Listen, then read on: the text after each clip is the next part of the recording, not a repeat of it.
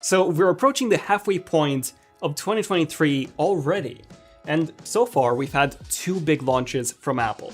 The January launch, which is when we got the new MacBook Pros with the M2 Pro and M2 Max chips, alongside the new M2 and M2 Pro Mac Mini, and then the June launch, which is when we got the 15-inch MacBook Air, the new M2 Ultra Mac Pro, the M2 Ultra and M2 Max Mac Studio, alongside the reveal of the Apple Vision Pro headset, as well as iOS 17 and all the rest of the software updates.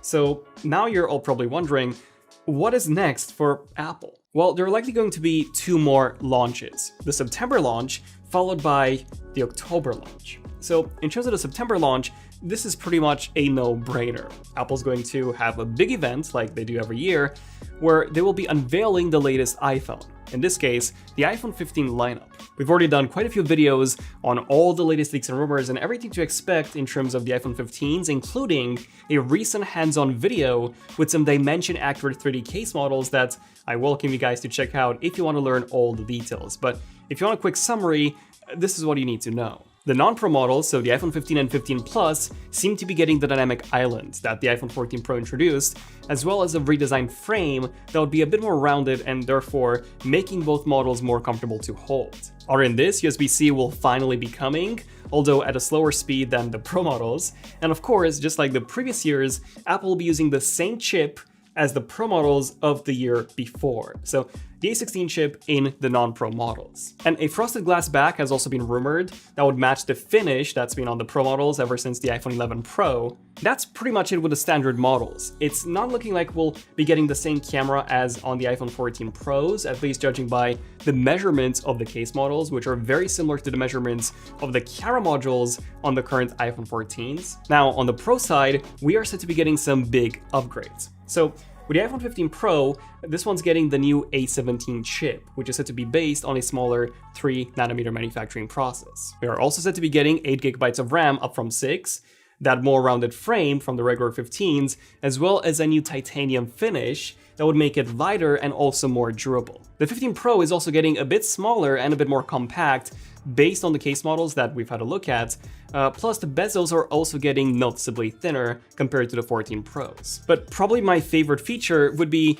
this new action button that's set to allow us to assign specific apps and functions just like you can with the Apple Watch Ultra. The 15 Pro Max, however, this is where the biggest changes are set to be. So on top of all the changes that the 15 Pro is bringing you to the table, with the 15 Pro Max, Apple is said to be including a periscope zoom module that would bump the optical zoom level from the current 3x to something like 5 or 6x. I'm also expecting Apple to be using a higher resolution sensor here, similar to what Google is doing with the Pixel 7 Pro, and therefore we could see a very usable 10x to 30x digital zoom on the 15 Pro Max. Not only that, but the main sensor is rumored to be getting bigger, to something that is close to 1 inch in size, for better depth of field and also for better low light performance. Aside from this, the Pro Max is also getting narrower and shorter, which combined with the more rounded frame makes it noticeably more comfortable than the 14 Pro Max. Of course, that titanium finish would also make it lighter as well,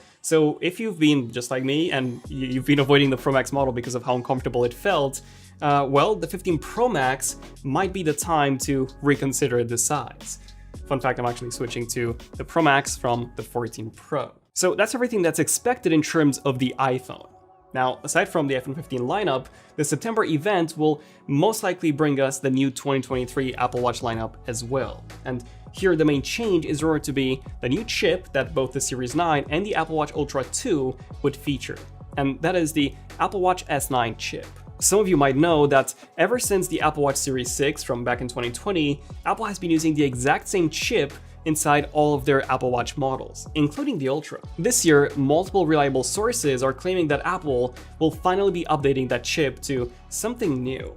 And this is actually a pretty big deal, as I believe that this chip is more than likely going to be based on a smaller 5nm manufacturing process from the current 7nm. Which would result in more efficiency, which in turn could result in better battery life on both the Series 9 and the Ultra 2. The Apple Watch SE is unlikely going to get updated as the second gen came out in 2022, with the first gen launching in 2020. So it seems like Apple's aiming to update the SE every 2 years, rather than every year like they do with the non-SE model. So that's mostly it for the Apple Watch. There are no new health sensors being rumored.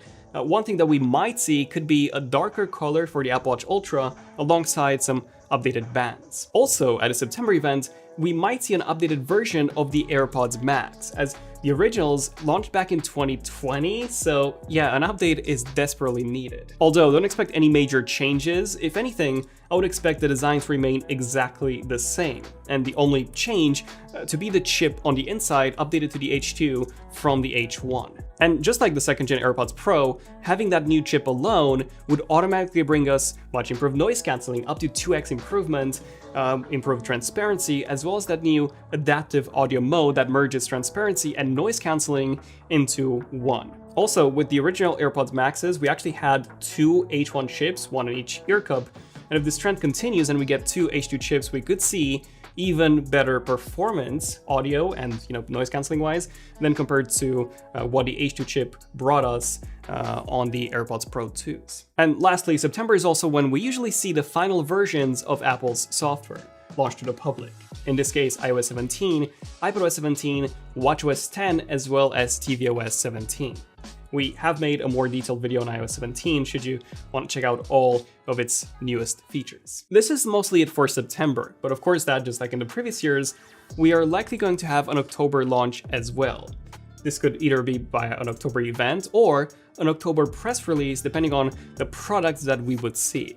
So far, we're expecting 6 things here. The first one being an updated iPad mini, which was last updated back in 2021. Now, the current model comes with the A15 chip, so we could see either the A16 or the A17. I'm gonna put my money on the A16 though. Don't expect any other updates aside from this new chip. In fact, according to Ming Chi Kuo, we could only see this new mini in the first quarter of 2024. If we do see it this year, it would most likely be in October, which is usually when Apple tends to release new iPads. Speaking of new iPads, the iPad Air is also likely to get updated, as this was last updated back in March of 2022.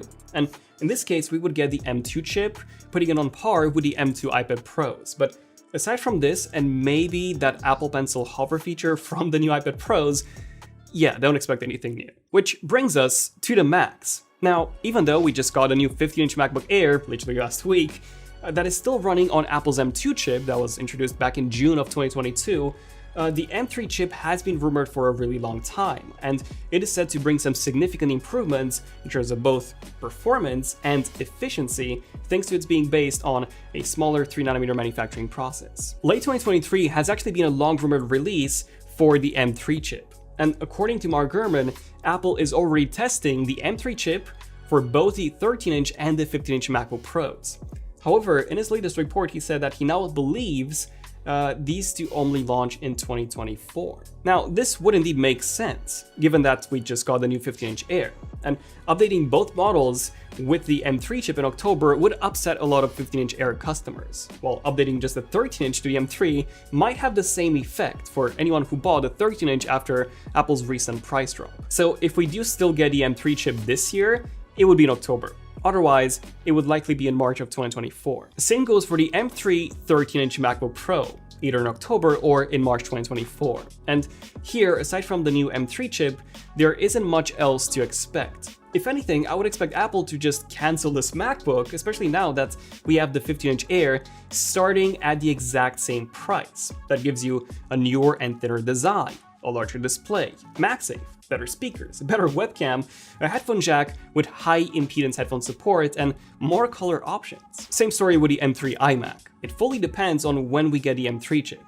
If we somehow get it in October, we'll see the M3 iMac in October, which is really Apple's most out-of-date desktop, which is still running the M1 chip. And lastly, we have macOS Sonoma, which should launch in October, as macOS releases, for whatever reason, usually launch a month or so after the iOS release. This is everything to expect from Apple in 2023. Of course, that we might have some surprises. So feel free to subscribe for more updates on anything Apple as soon as we have them. I'm Daniel, Twins of Tech, and I'll see you guys in the next one. Zen of Tech, signing out. Cheers.